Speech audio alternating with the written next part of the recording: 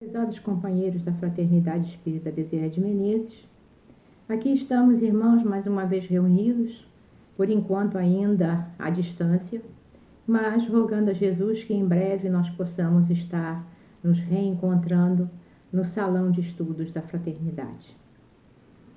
O nosso estudo de hoje tem como base o Evangelho segundo o Espiritismo, no seu capítulo 9, na Bem-aventurança.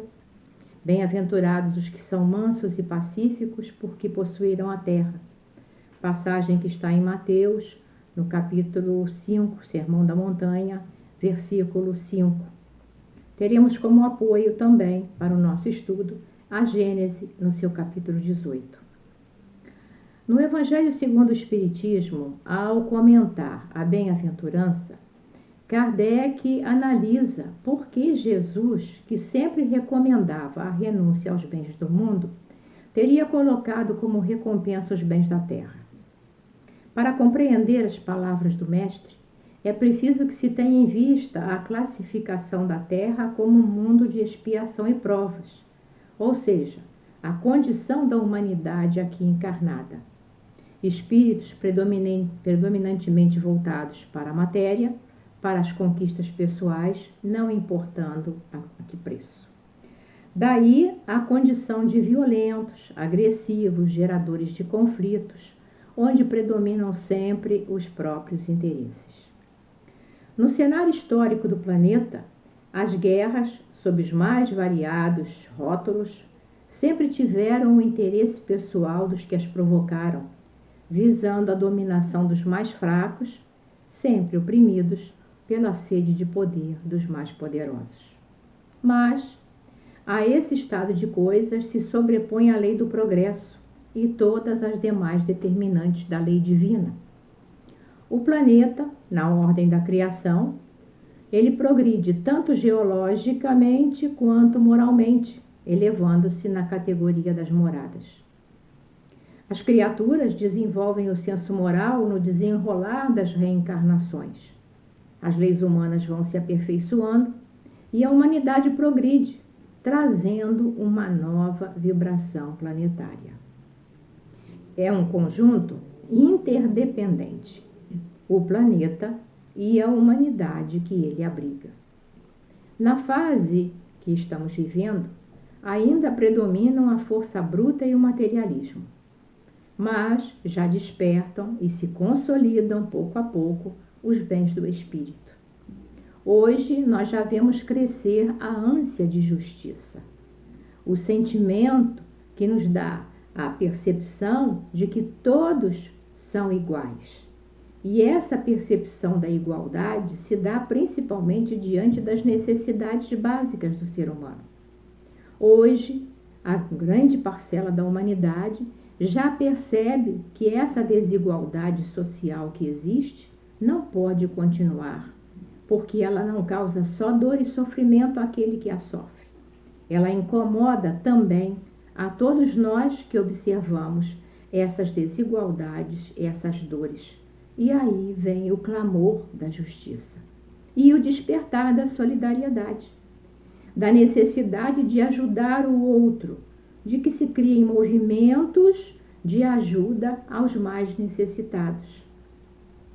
Temos hoje instituições que já se preocupam em atender a essas parcelas da sociedade tão sofridas, aliás, grandes parcelas da sociedade sofridas, e o movimento de solidariedade acaba atingindo também os indivíduos dentro da solidariedade. Vemos que quando acontece uma catástrofe, as pessoas já se mobilizam. Um doa água, outro doa alimento, outro doa roupas.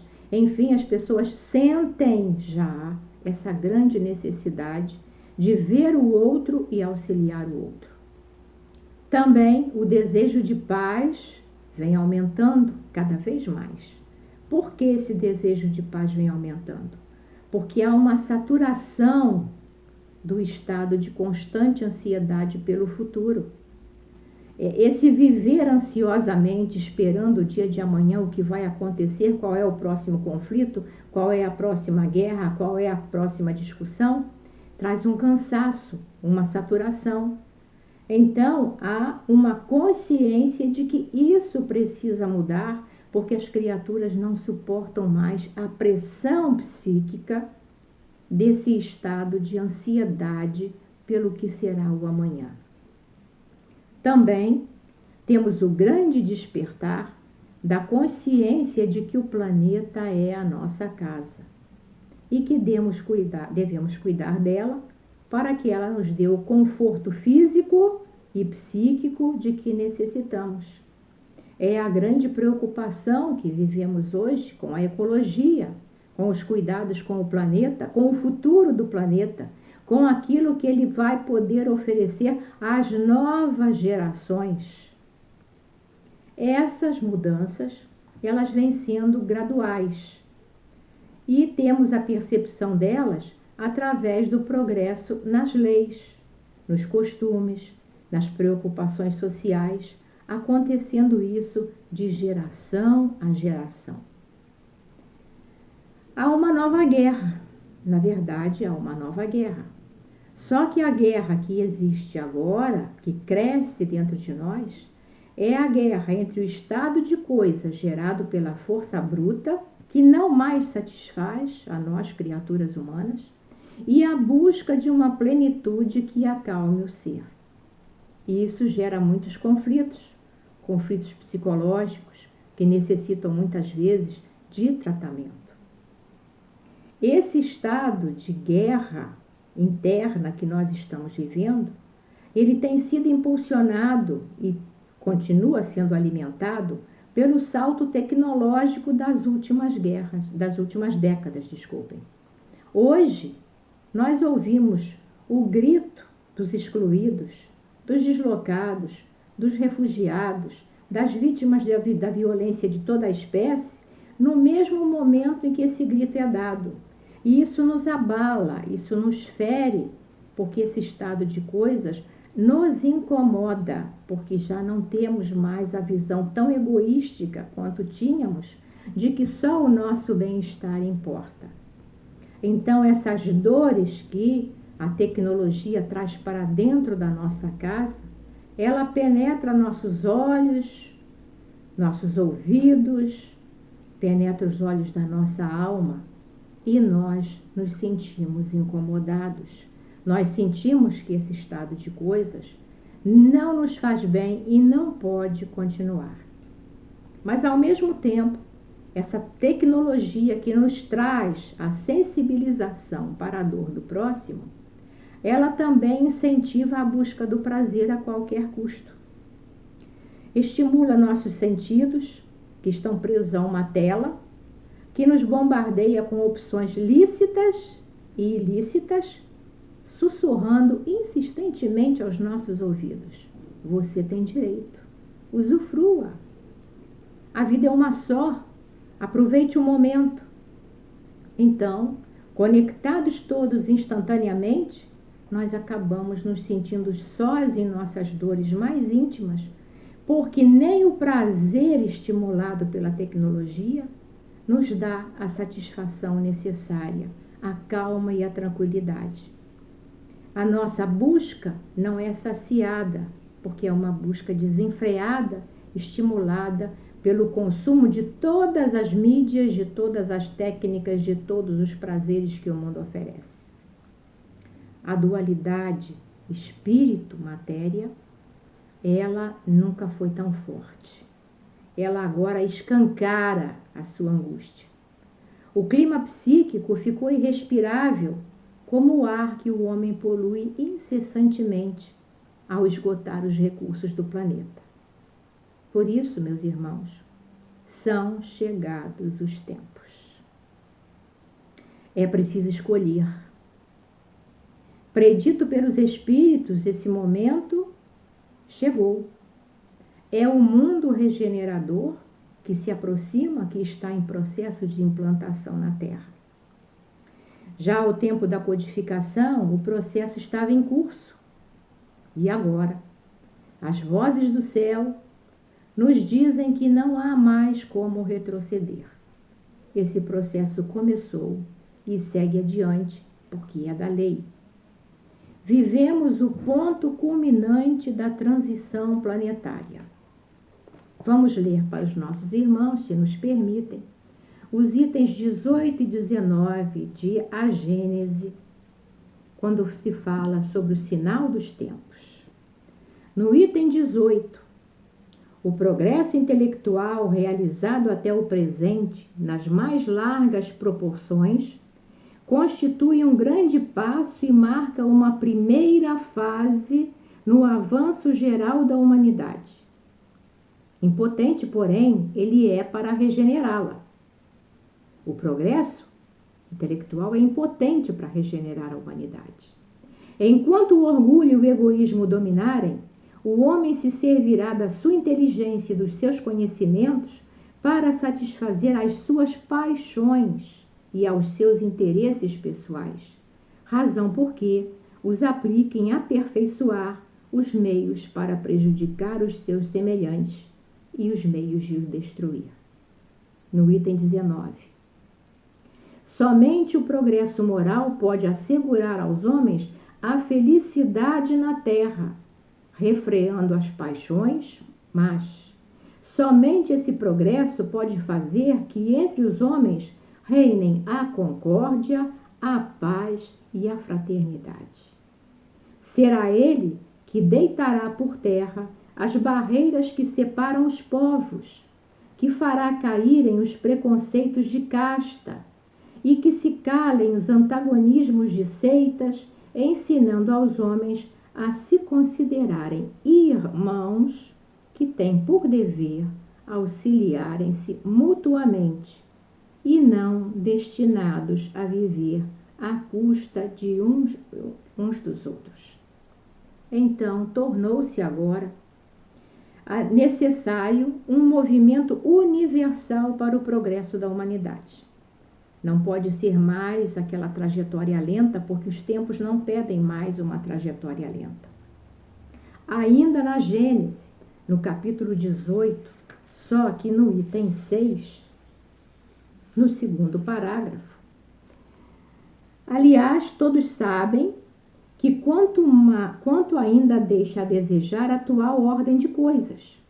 Depois de se haver, de certo modo, considerado todo o bem-estar material, que é o que nós temos atualmente, todo o conforto, toda a matéria, toda uma tecnologia, produto da inteligência, do avanço da inteligência, do progresso da inteligência, logra-se compreender que o complemento desse bem-estar,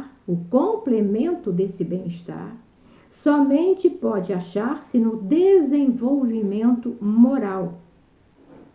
Quanto mais se avança, tanto mais se sente o que falta, sem que, entretanto, se possa ainda definir claramente o que seja.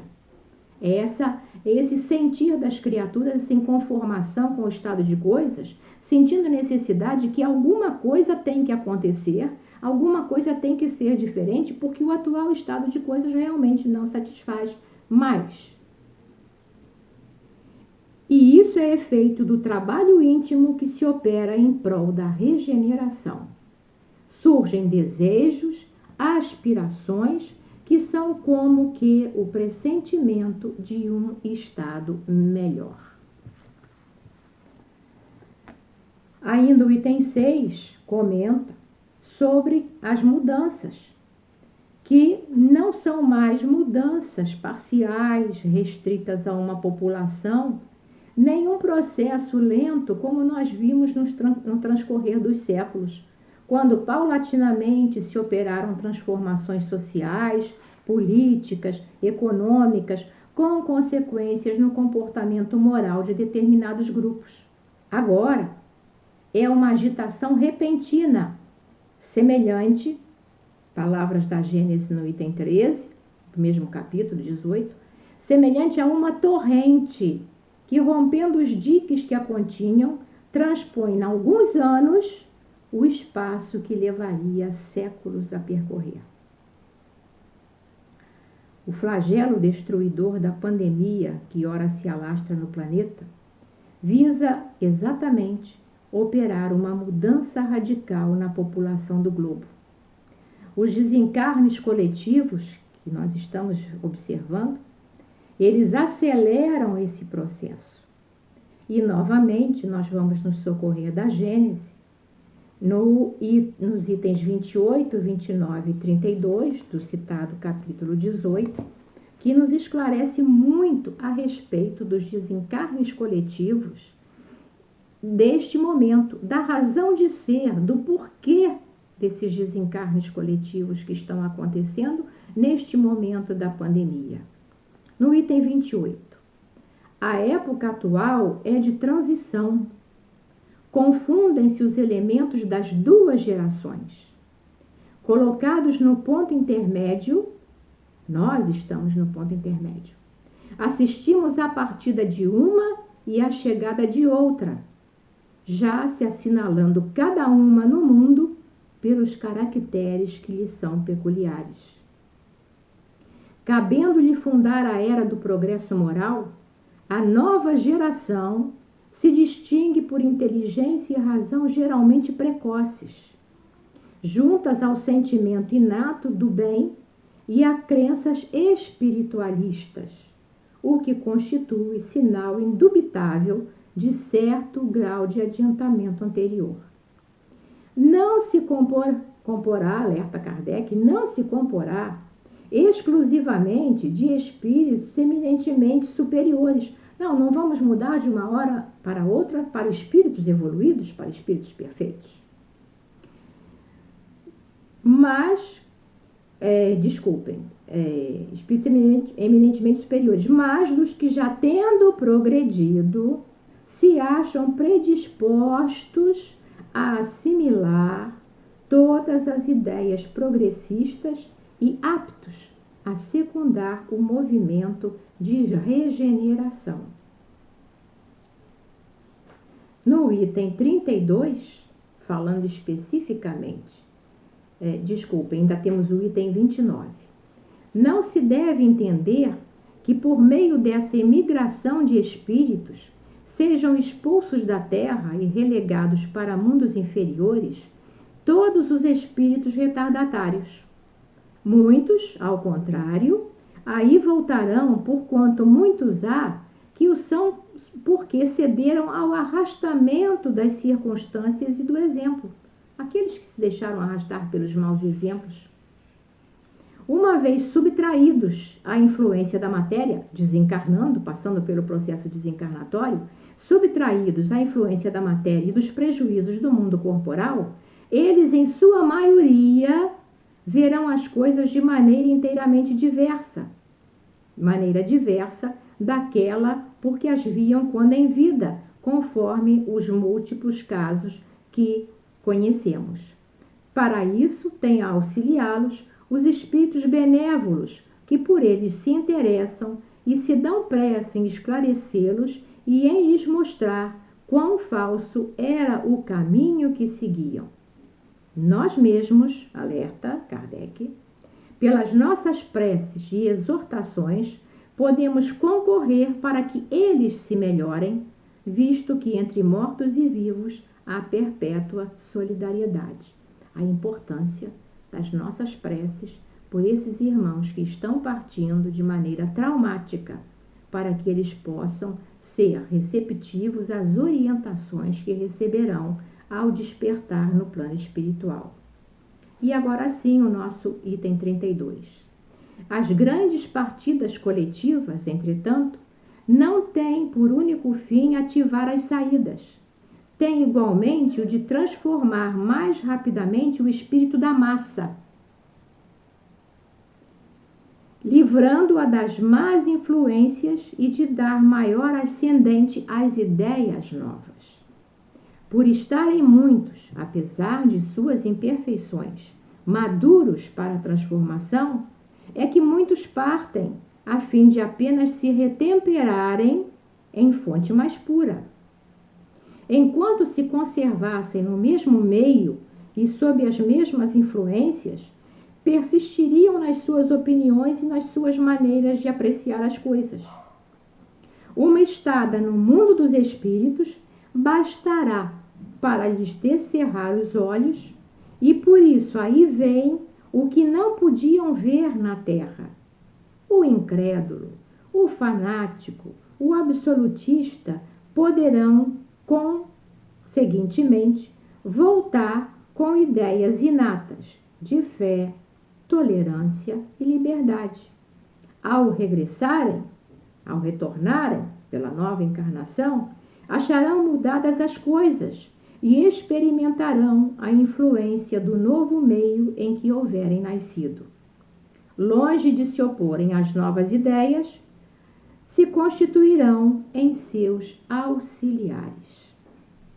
Então vejam, companheiros, a importância desses esclarecimentos contidos aqui na Gênese para nos mostrar que uma nova ordem se instala no planeta neste momento. Toda a população do globo, a um só tempo, está sendo convocada a uma reavaliação de crenças e valores. Do aparente caos, surgirá a estabilização e a harmonia se restabelecerá. Estamos sendo convidados, desde o Sermão da Montanha, para habitar esse mundo novo. Quando Jesus dizia: bem-aventurados os mansos, porque possuirão a terra. Uma nova psicosfera planetária de harmonia e paz está à espera de todos os espíritos que aqui terão permissão para retornar e dar continuidade à sua própria trajetória de progresso, trabalhando por uma terra regenerada. E todos nós estamos sendo convocados para esse trabalho. Jesus já nos falava dos trabalhadores da última hora. O Evangelho segundo o Espiritismo tem um capítulo a respeito. Nós somos os trabalhadores da última hora, convocados para o trabalho neste momento. Mas, interessantemente, nós também estamos sendo convocados a ser os trabalhadores da primeira hora. Somos os trabalhadores da última hora do mundo de expiação e provas. Temos uma tarefa a realizar em relação a nós mesmos e aos nossos irmãos em humanidade. Mas também, neste momento de transição, quando soa a primeira hora, nós somos também convocados a dar do nosso esforço, do nosso trabalho, da nossa cooperação para essa primeira hora da regeneração do planeta. Essa primeira hora da nossa própria regeneração. A grande hora que soa para todos nós. Somos chamados, que possamos atender a esse chamado. E que possamos encarar esses dias que estamos vivendo com tranquilidade, com serenidade, com a nossa mente em sintonia elevada com os amigos espirituais que estão trabalhando incessantemente e possamos dar a nossa colaboração neste momento com a tranquilidade do nosso coração, com o fortalecimento da nossa fé, com a nossa confiança em Jesus, nosso mestre, governador planetário, e, acima de tudo, confiantes na misericórdia divina, que nos concedeu a oportunidade de estarmos aqui neste momento, tão importante para a humanidade terrestre, tão importante também para todos nós. Que a paz do Senhor Jesus seja com todos nós, nos auxiliando, nos amparando e nos protegendo. Fiquemos na paz do Senhor.